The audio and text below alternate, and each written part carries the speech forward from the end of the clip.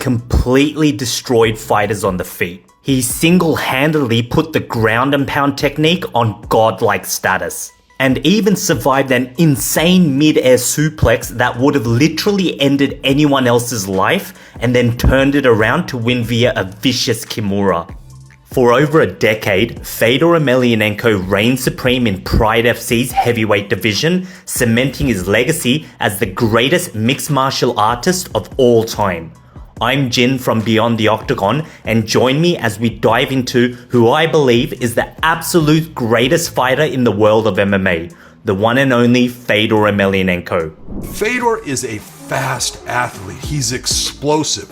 That is what has separated him in the heavyweight division. He was never the bigger guy. He was never the stronger guy. He was the faster guy that would hold the pace and make a heavyweight work past their ability to maintain their pace, and he would end up putting them away with speed and conditioning. Fedor's MMA journey began in 2000, where his combat sambo background quickly proved to be a nightmare for opponents. By mid-2002, Fedor had racked up an impressive record, finishing 7 out of 10 of his fights in brutal fashion. This earned him an invite to the prestigious Pride FC, where he faced the towering Sammy Schilt. Schilt, destined to dominate kickboxing and claim 4 K1 Grand Prix titles, was no easy challenge. But Fedor, in his usual relentless style, wasted no time. He took Schilt down with surgical precision and turned the fight into a ground and pound clinic. Round 2 played out just like the first, total domination by Fedor. With a convincing decision win under his belt, he officially entered the Pride FC title race. His next challenge? The heavy-hitting Heath Herring, fresh off a hard-fought war with Big Nog for the inaugural title. Herring, known as the Texas Crazy Horse, was ranked second in the division and posed a dangerous threat both standing and on the ground.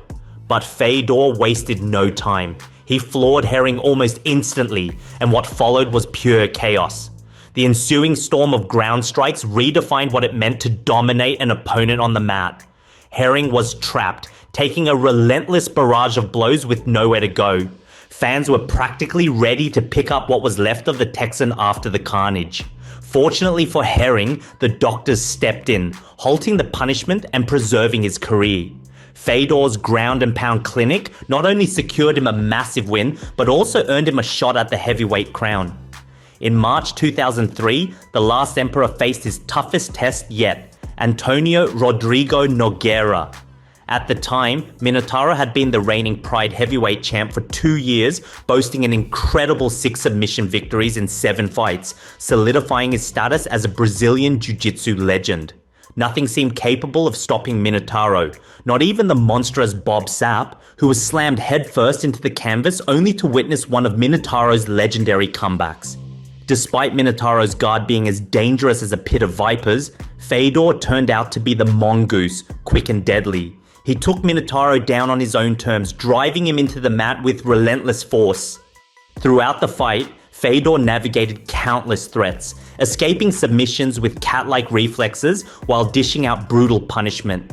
Nogueira, true to his warrior spirit, didn't back down, launching submission attempts and even managing to sweep Fedor. But every time the tide seemed to turn, Fedor flipped it right back, hammering away and testing the limits of Nogueira's endurance until the final bell. In the end, Fedor's ruthless dominance was undeniable. He handed the Brazilian legend a lopsided decision defeat, seizing the heavyweight title and making history as the new, undisputed champion at just 26 years old. Against all odds, the last emperor had arrived, and he did so with authority. The rivalry between Fedor and Nogueira wasn't over yet. They clashed once again in the finale of the 2004 Heavyweight Grand Prix. Along the way, Nogueira had choked out Heath Herring and handed the legendary Crow Cop his first defeat, setting the stage for another showdown. Sticking to his signature submission hunting strategy, Nogueira looked sharp. His ground game was as precise as ever. Rolling seamlessly, his balance was unreal, covering what seemed like endless ground with ease. The fight echoed their first encounter, with Fedor once again imposing his will. However, an accidental headbutt forced the doctors to intervene, and the bout was declared a no contest, leaving fans hungry for a definitive conclusion. The rematch was set for New Year's Eve, and this time, Fedor had the perfect game plan. He stayed well clear of Nogueira's dangerous guard, dominating the striking exchanges and effortlessly sweeping the Brazilian off his feet. With no answers to Fedor's striking and grappling mastery, Nogueira struggled to keep up. In the end, the trilogy, one of the most iconic in MMA history, belonged to the Russian Machine, sealing his legacy as the undisputed king of heavyweight MMA. Returning to Pride shortly after claiming the heavyweight strap, the last emperor faced off against the iron-willed Kazuyuki Fujita. Known as Ironhead, Fujita had only tasted defeat against elite opponents like Cro Cop, and even handed Mark Kerr his first loss. Fujita thrived in wild brawls and never backed down from a slugfest, but Fedor entered as the overwhelming favorite, and it showed from the start. He began toying with his prey until Fujita proved he could bite back. In a shocking turn, Fujita caught Fedor with a bomb that had the crowd on the edge of their seats. For a moment, it seemed like the upset of the century was within reach, but Fedor, as resilient as ever, shook it off and came back swinging, unleashing a furious combination before sinking in a rear naked choke. This was where primal instinct met flawless technique, and once again, the last emperor reigned supreme. In a stay busy bout, Fedor squared off against the battle-tested Gary Big Daddy Goodridge. Known as an old-school powerhouse, Goodridge had the kind of raw strength that made even veterans nervous. But against Fedor, he didn't stand a chance. The fight was a one-sided massacre, lasting just 69 seconds as Fedor dismantled the veteran with surgical precision. Kicking off 2004, Fedor faced another legend, Mark Coleman, the first ever UFC heavyweight champion and Pride Grand Prix winner. Coleman, the godfather of ground and pound, wasted no time shooting for a takedown, and even Fedor couldn't stop the initial assault. Coleman landed heavy blows, but the last emperor countered with a perfectly timed guillotine, quickly shifting the momentum. Their rematch 2 years later was even more decisive, with Fedor wrapping things up with an armbar, paying respect to the legend by submitting him in front of Coleman's daughters, who watched from the arena. Fedor, ever respectful, helped his defeated opponent to his feet, though he wouldn't get the same courtesy from his next challenger.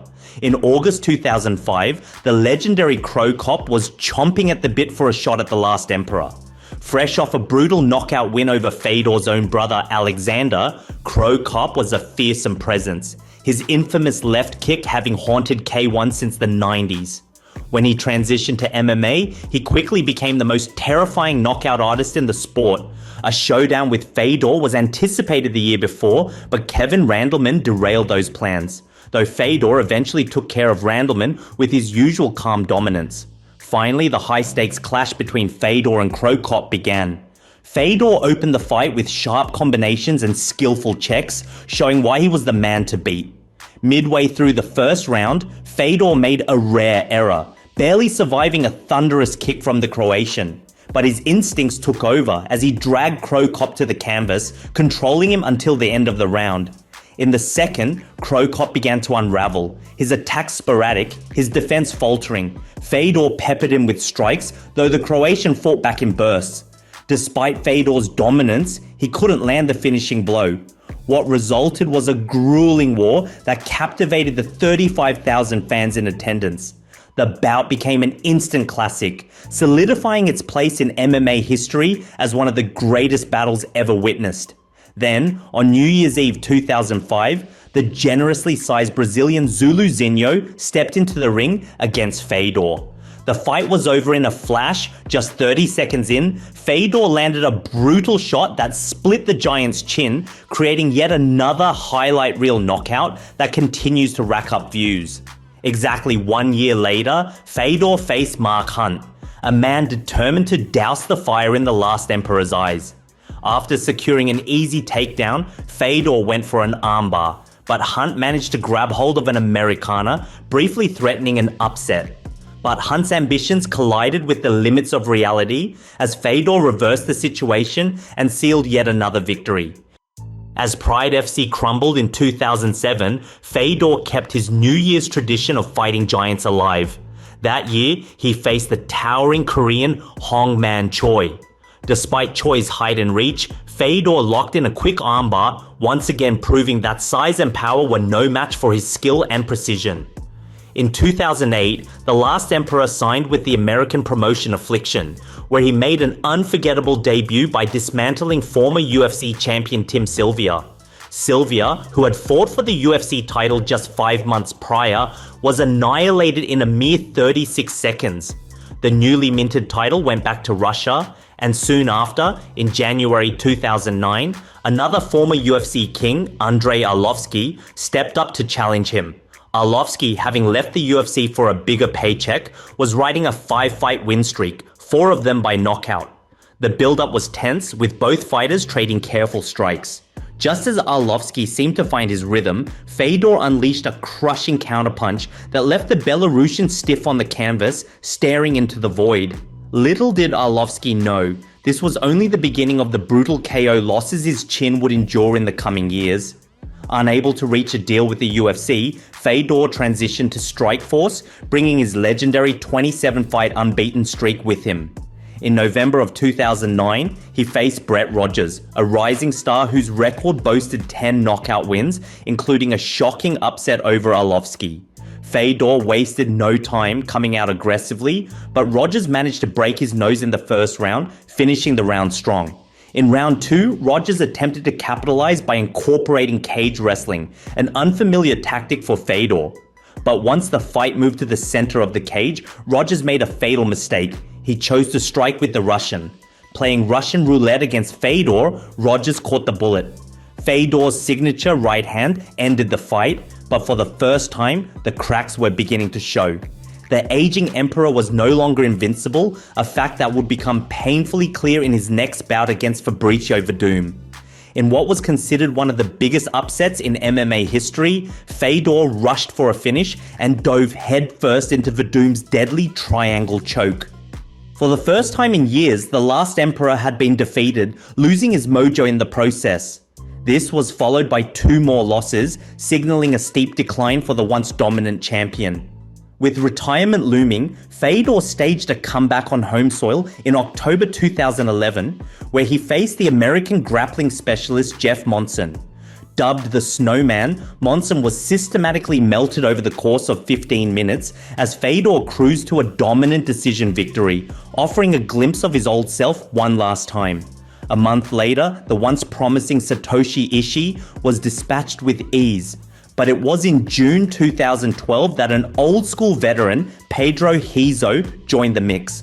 After a brief feeling-out process, Hizo quickly found himself on the receiving end of a brutal overhand right. With that final blow, 35-year-old Fedor exited the ring on a high note, reminding fans of his enduring prowess.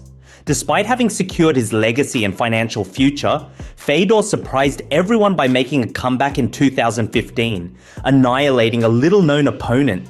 Shortly after, he signed with Bellator, and over the next 5 years, continued his quest for greatness by defeating notable names like Chael Sonnen, former UFC champion Frank Mir, and a seemingly rejuvenated Rampage Jackson.